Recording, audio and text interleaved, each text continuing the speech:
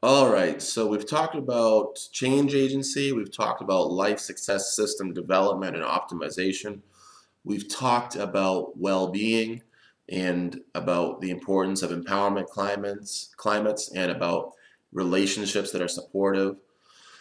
And so that all pertains to building a life success system. Now let's talk about protecting it, okay? There's three things that we've said are three major threats to the sustainment of a life success system. And the first one is border bullies. Border bullies are people who are in your life. Chances are that there's at least one of them within close proximity to you at work or in your extended family, maybe a couple more of them.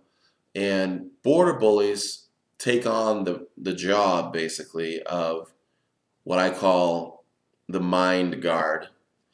And their job, so to speak, is to keep people in a kind of mind prison, right? It's keeping you trapped in disempowerment so that you will accept the unacceptable.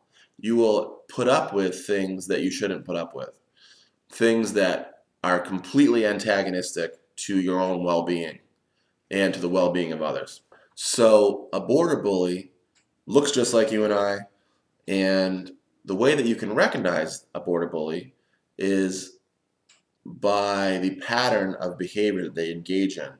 That is the following.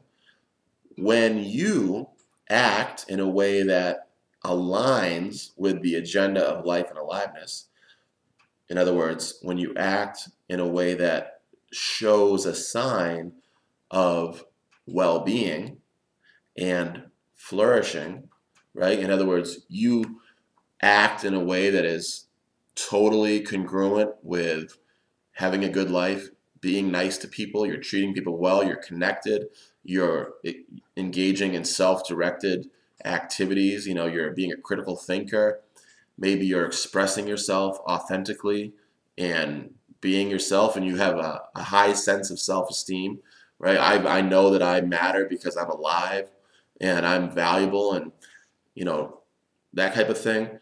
When you show a sign of well-being and a certain person in your life responds to you in a punishing way, that's how you can tell you're dealing with a border bully.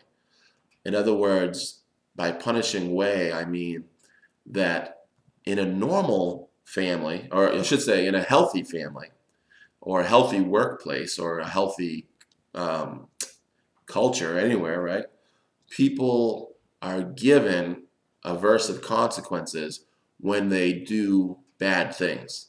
Like if you speed, you get a ticket because you broke the law, right? If you commit a crime, you go to jail. That's your aversive consequence.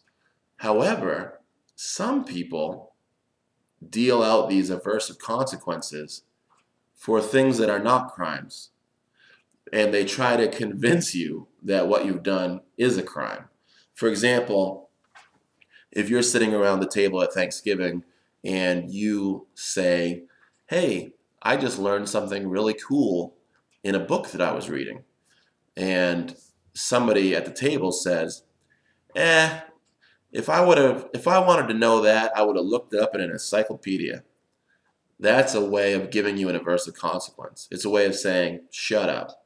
I don't want to hear what you have to say. And right there is a clue that what you just did was you freely expressed a different point of view, right? You showed a sign of separateness. You were an individual in a room full of other people who are not individuals. They are all conforming to the same way of acting, of thinking, of being. And in that home, apparently, it's a crime to have a free thought, to freely express yourself, right? That's not a home that is going to be well and flourish. That's not a fertile environment for you to plant yourself. So if you have to go into that environment, you're going to want to do so with your guard up, with being aware and watching out. So I'll talk more about how to deal with border bullies in a minute.